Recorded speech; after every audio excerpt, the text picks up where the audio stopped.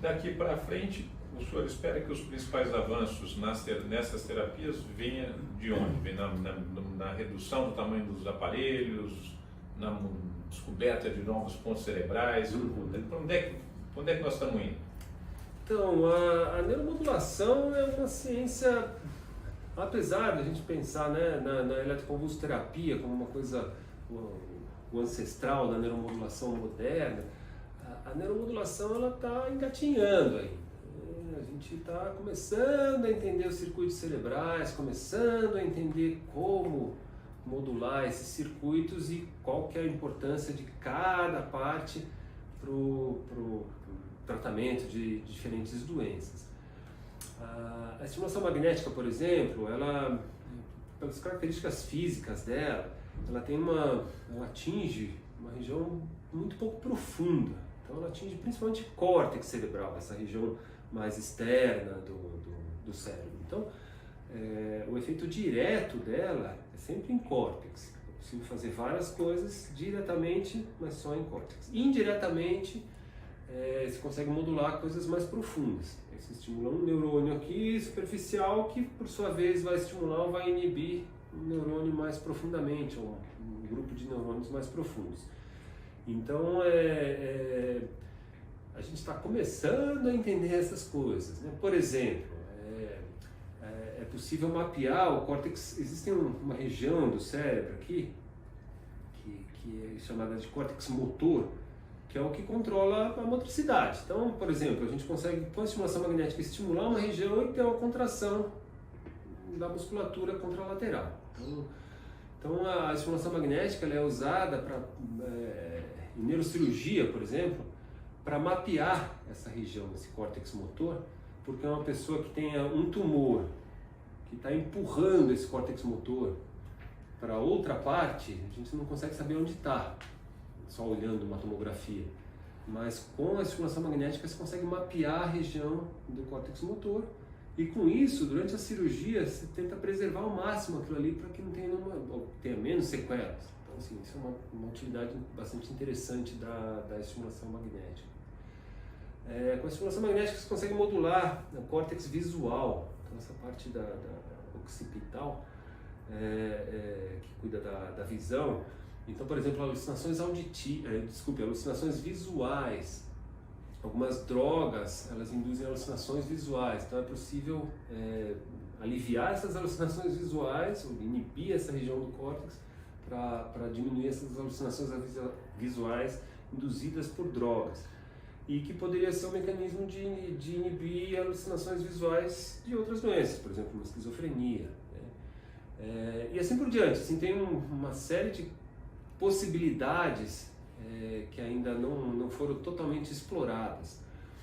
Toda a parte de sensibilidade, doenças neurológicas, então está sendo estudado para AVC, por exemplo. Então no AVC, no derrame, né, quando a pessoa tem uma lesão em uma região do cérebro, que aquela região fica inativa. Então a pessoa tem uma paralisia do outro lado, né, no braço, na mão, por exemplo, né, se for nessa região de córtex motor. Então uma das coisas que se faz é tentar estimular essa área, né, o que sobrou de neurônios, vamos dizer assim, né, para que volte ao máximo, ou inibir o outro lado, porque um dos problemas é que o cérebro desequilibra. Os dois hemisférios cerebrais eles estão no equilíbrio. Quando um dos lados fica doente, o outro lado fica meio solto. Então dá uma série de complicações, espasmos, tem uma série de sintomas que as pessoas têm. Com a estimulação magnética é possível inibir isso e dar um equilíbrio. Aparelhos menores, aparelhos mais portáteis, por exemplo, uma das coisas que está sendo testada é o uso para enxaqueca da estimulação magnética. Então, enxaqueca, né, crises de dor de cabeça, algumas pessoas muito grave, muito intenso, às vezes de difícil tratamento, e em alguns casos existe um fenômeno que a gente chama de aura. A pessoa tem algumas sensações, né, algumas visões, que ela sabe que ela vai ter a crise de enxaqueca logo em seguida. Então, uma das coisas que foi desenvolvida foi um aparelho de estimulação, só que depois que entrou na crise de enxaqueca, a estimulação magnética já tem uma eficácia mais limitada.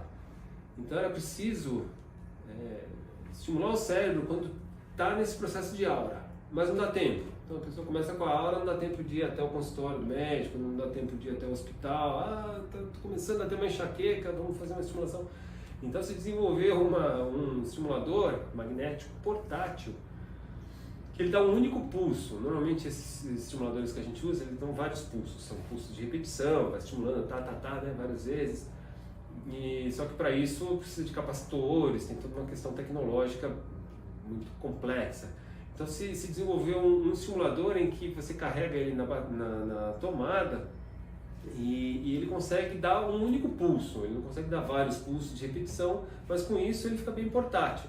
E a pessoa começa a ter esse fenômeno de aura, coloca o aparelho bem nessa região também da visão e dá um único pulso. Pá! E isso corta o desenvolvimento de alguns quadros de enxaqueca. Então, essa é uma das coisas bastante interessantes, uma espécie de auto-aplicação da estimulação magnética para cortar uma crise de enxaqueca. Depois tem todo o campo de doenças neurológicas, que é muito grande, todo o campo de epilepsias. Então, assim, com neuromodulação, você consegue inibir regiões corticais que são responsáveis por crises, né? Crises convulsivas em pacientes com epilepsia. Então, também é uma coisa que os estudos são muito intensos, ainda não tem uma utilidade prática, mas assim, é muito, muito promissora. A estimulação magnética, assim, as possibilidades são praticamente infinitas. Então, muita coisa ainda provavelmente vai surgir aí nos próximos anos.